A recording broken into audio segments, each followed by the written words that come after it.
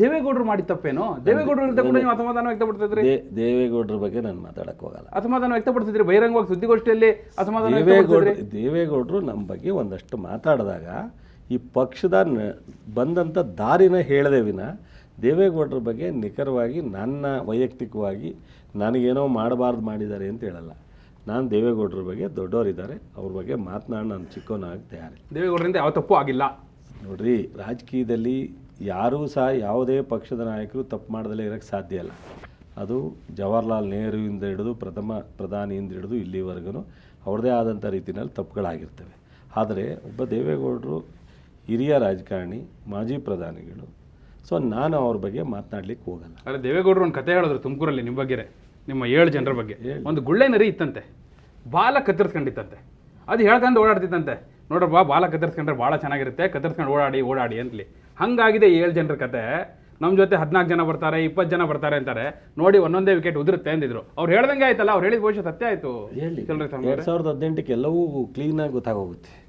ಈಗ ಯಾರು ಹಿಂದೆ ಹೋಗಿಲ್ಲ, ಹೆಗಡೆ ರಾಜಕಾರಣದಲ್ಲಿ ಪ್ರಾರಂಭದಿಂದ ಬುಲೆಟ್ ಹೋಗಿತ್ತು, ದೇಶಪಾಂಡೆ ಹೋದರು, ಅವ್ರು ರಾಜಕೀಯವಾಗಿ ಸಕ್ಸಸ್ ಆಗಿಲ್ಲ.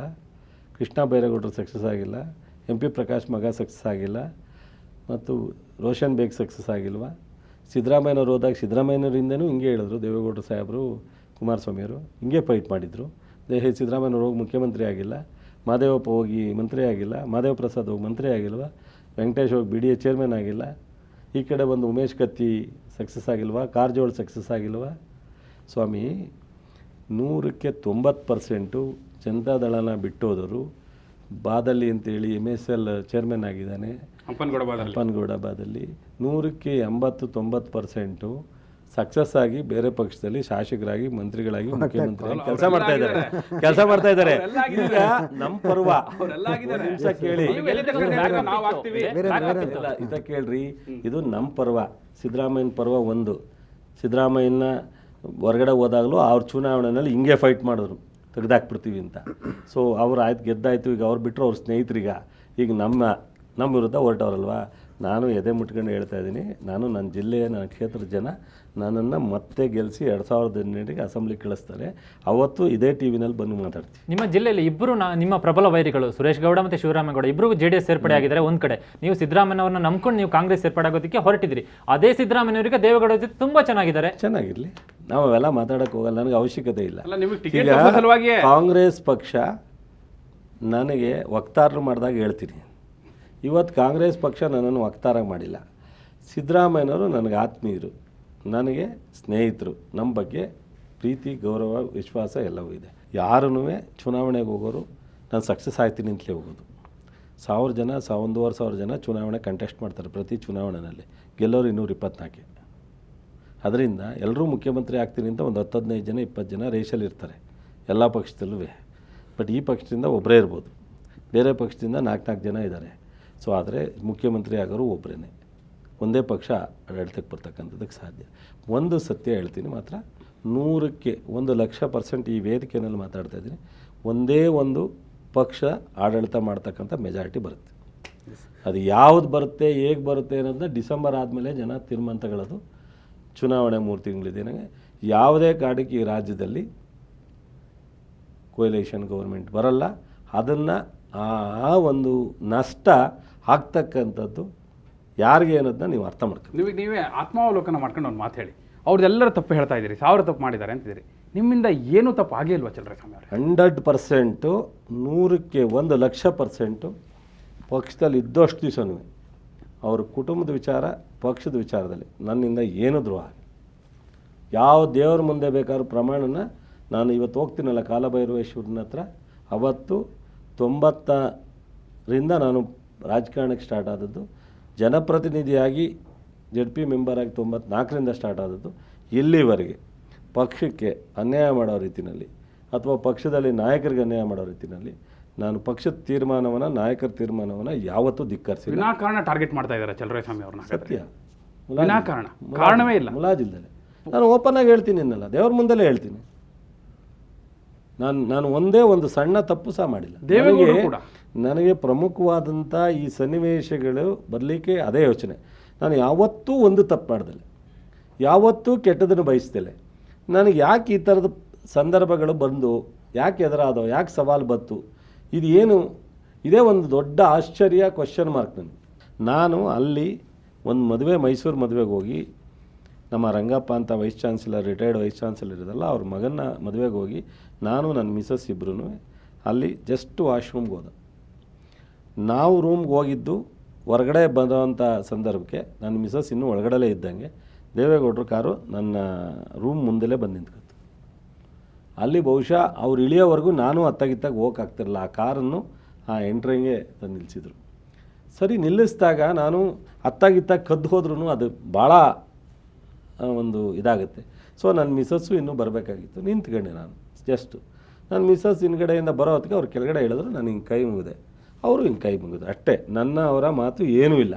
ನಾನು ಹಿಂಗೆ ಕೈ ಮುಗಿದೆ, ಅವರು ಹಿಂಗೆ ಕೈ ಮುಗಿದ್ರು. ಸೊ ನನ್ನ ಮಿಸಸ್ ಬಂದಾಗ ಸಾಕಷ್ಟು ಸಲ ಅವ್ರ ಮನೆಗೆ ಹೋದಾಗ ಸಿಕ್ಕಿದಾಗ ಅವರು ಆಶೀರ್ವಾದ ತಗೊಂಡವ್ರೆ.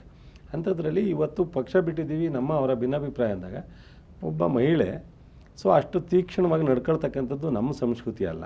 ಸೀದಾ ಅವಳು ಬಂದಾಗ ಅವ್ರು ಹೋಗಿ ನಮಸ್ಕಾರ ಮಾಡಿದ್ರು. ಅವರು ಒಳ್ಳೇದಲ್ಲಮ್ಮ, ಎಲ್ಲಿ ಹೋಗಿದ್ರಿ ಅಂತ, ಹಿಂಗೆ ಮದುವೆ ಇಷ್ಟು ಬೇಗ ಹೋಗ್ತಾಯಿದ್ರು. ಹೌದು ಸರ್, ಬರ್ತೀವಿ ನೋಡಿ. ಅಟ್ ಬಿಟ್ಟರೆ ಇನ್ನೇನೇನೂ ಮಾತನಾಡಿರಲಿಲ್ಲ. ಒಂದು ಹಂತದಲ್ಲಿ ದೇವೇಗೌಡರ ಬಗ್ಗೆ ತುಂಬ ಅಪಾರವಾದಂಥ ಗೌರವವನ್ನು, ಪ್ರೀತಿನ, ವಿಶ್ವಾಸನ ಇಟ್ಕೊಂಡಿದ್ದು. ರಾಜಕೀಯದಲ್ಲಿ ಸಾಕಷ್ಟು ಭಿನ್ನಾಭಿಪ್ರಾಯಗಳು, ಸನ್ನಿವೇಶಗಳು ವಿರುದ್ಧ ಬಂದವು. ಕುಮಾರಸ್ವಾಮಿ ನಾವು ಆತ್ಮೀಯ ಸ್ನೇಹಿತರು. ದೇವೇಗೌಡರು ತುಂಬ ನನ್ನ ಕಠೋರವಾಗಿ 2002ರಲ್ಲಿ ನಾನು MLA ಆಗಿದ್ದಾಗ ನಾನು ಸಂಪೂರ್ಣವಾಗಿ ಕುಮಾರಸ್ವಾಮಿ ಜೊತೆ ಇದ್ದದನ್ನ ದೇವೇಗೌಡರು ಬೇಡ ಅಂತ ಹೇಳಿದ ಸತ್ಯ. ಕುಮಾರಸ್ವಾಮಿ ವಿಚಾರದಲ್ಲಿ ನೀನು ಸಂಪೂರ್ಣವಾಗಿ ಬೆಂಬಲವಾಗಿ ನಿಂತ್ಕೋಬಾರ್ದು ಅಂತ. ಅಷ್ಟು ನಾವು ಒಂದು ತಟ್ಟೆಯಲ್ಲಿ ಊಟ ಮಾಡಿದ್ದೀವಿ, ಒಂದು ಬೆಡ್ಡಲ್ಲಿ ಮಲಗಿದ್ದೀವಿ. ಒಂದೇ ಬೆಡ್ಡಲ್ಲಿ ಇಬ್ಬರೂ ಮಲಗಿದ ದಿನಗಳಿದ್ದಾವೆ. ಅವ್ರ ಬಗ್ಗೆ ಇದಕ್ಕೆ ಮೂಲ ಇವತ್ತಿನ ಎಪಿಸೋಡ್ಗೆ ನಾವೆಲ್ಲ ಪಾರ್ಟಿ ಬಿಡಲಿಕ್ಕೆ, ಈ ಸನ್ನಿವೇಶ ಬರಲಿಕ್ಕೆ ನೇರವಾಗಿ ಕುಮಾರಸ್ವಾಮಿನೇ ಕಾರಣ. ಎಸ್, ಕುಮಾರಸ್ವಾಮಿ ಅವ್ರ ಕಾರಣ ದೇವೇಗೌಡರ ನಮ್ಮ ಮಧ್ಯೆ ನಡೆದಿರ್ತಕ್ಕಂಥದ್ದು ಒಂದು, ಅವ್ರು ಮುಖ್ಯಮಂತ್ರಿ ಆಗಿದ್ದಾಗ ಶಿವರಾಮೇಗೌಡನ ಸೇರಿಸ್ಕೊಂಡಾಗ ನಮಗೆ ಒಂದು ಸ್ವಲ್ಪ ವ್ಯತ್ಯಾಸ ಆಯಿತು. ಅದಾದಮೇಲೆ ಕುಮಾರಸ್ವಾಮಿನ ಮುಖ್ಯಮಂತ್ರಿ ಮಾಡಿದ್ದು ಅವ್ರು ಬೇಡ ಅಂದದ್ದು ನಾವು ಮಾಡಿದಾಗ ನಮಗೆ ಸಾಕಷ್ಟು ನಮ್ಮನ್ನು ಒಂದು ಸ್ವಲ್ಪ ಕುಮಾರಸ್ವಾಮಿ ಹಾಳು ಮಾಡಿದ್ದೆ ನೀವು ಅಂತ ಅದೇ ಮುಖ್ಯಮಂತ್ರಿ ಮಾಡಿ ಹಾಳು ಮಾಡಿದ್ರು ಅಂತ ಇವತ್ತು. ಹೌದು, ಸತ್ಯ. ಈಗ ಅವ್ರ ಮಾತು ಕೇಳಬೇಕಾಯ್ತು ಅಂತ ಇವತ್ತು ಅನ್ನಿಸ್ತಾ ಇದೆ. ಕುಮಾರಸ್ವಾಮಿ ಬಿಟ್ಟರೆ JDS ಅಲ್ಲಿ ಬೇರೆ ಒಬ್ಬ ನಾಯಕ ಹೊರಹೊಮ್ಮೋದಕ್ಕೆ ಸಾಧ್ಯವಿಲ್ವಾ ಹಾಗಾದರೆ? ಅದು ಅವರಿಗೆ ಗೊತ್ತು, ನಿಮ್ಮ ಮೀಡಿಯಾಕ್ಕೂ ಗೊತ್ತಿದೆ, ಈ ರಾಜ್ಯದ ಜನಕ್ಕೂ ಗೊತ್ತಿದೆ. ಸರ್, ಆ ಕುಟುಂಬದ 3ನೇ ತಲೆಮಾರಿನ ಬಗ್ಗೆ ಏನು ಹೇಳ್ತೀರಿ? ಪ್ರಜ್ವಲ್, ಅದು ನಾನು ಮಾತಾಡಲ್ಲ ಸರ್. ಅಲ್ಲಿ ನೋಡಿರ್ತೀರಿ ಅವತ್ತಲ್ಲ, ಅದು ಗೊತ್ತು, ನಾನು ಮಾತಾಡಲ್ಲ ಸರ್. ಅದು ಅವಶ್ಯಕತೆ ಇಲ್ಲ ಸರ್. ನಮ್ದೇನಿದ್ರು ಇಷ್ಟಕ್ಕೆ ಕೊನೆ ಮಾಡೋಣ. ಅಷ್ಟು ಈ ವಿಚಾರಕ್ಕೆ ಏನಾರು ಇದ್ದರೆ ಕೇಳಿ.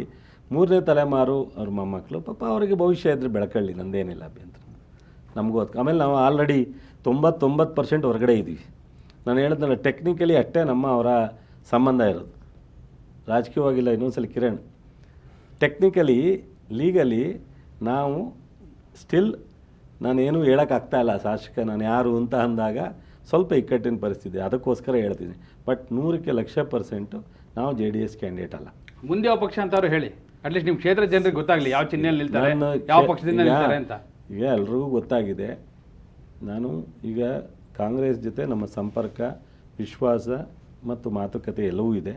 ಸೈಮಲ್ಟೇನಿಯಸ್ ಆಗಿ ನನ್ನ ಜನರಿಗೆ ಇನ್ನೂ ಸಹ ಎಲ್ಲರನ್ನೂ ಕೂರ್ಸ್ಕೊಂಡು ಮಾತನಾಡಿ ಅಂತಿಮವಾಗಿ ಅವ್ರಿಗೂ ಹೇಳಿ ನಮ್ಮ ತೀರ್ಮಾನ ತಗೊಳ್ಳೋದಕ್ಕೆ ಇನ್ನೂ 2-3 ತಿಂಗಳಿರೋದ್ರಿಂದ ಆ ಪ್ರೋಸೆಸ್ ಇದೆ. ಬಹುತೇಕ ನಾವೆಲ್ಲರೂ ಸಹ ಏನು ಅನ್ನೋದು ಎಲ್ಲ ಕಡೆ ಹೊಡೆದಿದ್ದಾರೆ, ಎಲ್ಲ ಹೇಳಿದಿರಿ, ಎಲ್ಲ ಮಾತುಕತೆ ಆಗಿದೆ. ಬಿಜೆಪಿ ನಿಮ್ಮ ಆಪ್ಷನ್ನೇ ಅಲ್ಲ, ಇದು ಮಾಡ್ಕೊಂಡು ಬಿಜೆಪಿ ನಿಮ್ಮ ಆಪ್ಷನ್ನೇ ಅಲ್ಲ. ಸೊ ನಾನೀಗ ಅದ್ರ ಬಗ್ಗೆ ಚರ್ಚೆ ಮಾಡ್ತಕ್ಕಂಥ ಸನ್ನಿವೇಶದಲ್ಲಿ ನಾವೇನೂ ಇಲ್ಲ. ಸಚಿನ್ ಅವ್ರನ್ನ ರಾಜಕೀಯ ಥರ ಯೋಚನೆ ಏನಾದರೂ ಇದೆಯಾ? ಇಲ್ಲ, ನಾನು ಈಗ ಸದ್ಯಕ್ಕೆ ನಮ್ಮ ಮನೆಯಿಂದ ಯಾರೂ ರಾಜಕಾರಣಕ್ಕೆ ಎಂಟ್ರಿ ಆಗ್ತಕ್ಕಂಥ ಸನ್ನಿವೇಶ ಇಲ್ಲ.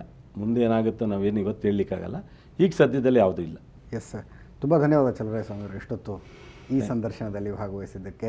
ಚಲುವರಾಯಸ್ವಾಮಿಯವರು ಅನೇಕ ವಿಷಯಗಳನ್ನು ಹೇಳಿದ್ರು. ಅದರಲ್ಲಿ ಅವರು ನೋಡಿದಂಥ ಒಂದು ಭವಿಷ್ಯ ನನ್ನ ಕಿವಿಯಲ್ಲಿ ಇನ್ನೂ ಗುನುಗುಡ್ತಾ ಇದೆ. ಮುಂದಿನ ಚುನಾವಣೆಯಲ್ಲಿ ಒಂದು ಪಕ್ಷ ಸ್ಪಷ್ಟ ಬಹುಮತದೊಂದಿಗೆ ಅಧಿಕಾರಕ್ಕೆ ಬರುತ್ತೆ, ಸಮ್ಮಿಶ್ರ ಸರ್ಕಾರ ಆಗೋದಕ್ಕೆ ಸಾಧ್ಯನೇ ಇಲ್ಲ ಅಂತ ಅನೇಕರು ನುಡಿತಾ ಇರುವಂಥ ಭವಿಷ್ಯಕ್ಕೆ ತದ್ವಿರುದ್ಧವಾದಂತಹ ಮಾತನ್ನು ಚಲುವರಾಯಸ್ವಾಮಿ ಅವರು ಹೇಳಿದ್ದಾರೆ. ಇವ್ರು ಹೇಳಿದ ನಿಜ ಆಗುತ್ತೋ ಅಥವಾ ರಾಜಕೀಯ ಪರಿಣಿತರು ಅಂತ ಅನ್ನಿಸಿಕೊಂಡವರು ಹೇಳ್ತಾ ಇರುವಂಥ ಮಾತು ನಿಜ ಆಗುತ್ತೋ ಅನ್ನೋ ಪ್ರಶ್ನೆಗೆ ಕಾಲನೇ ಉತ್ತರ ಹೇಳಬೇಕು ಅಂತ ಹೇಳ್ತಾ ಈ ವಿಶೇಷ ಸಂದರ್ಶನ ಮುಗಿಸ್ತಾ ಇದ್ದೀನಿ. ನೇರ, ದಿಟ್ಟ, ನಿರಂತರ ಸುದ್ದಿಗಾಗಿ ನೋಡ್ತಾ ಇರಿ ಸುವರ್ಣ ನ್ಯೂಸ್.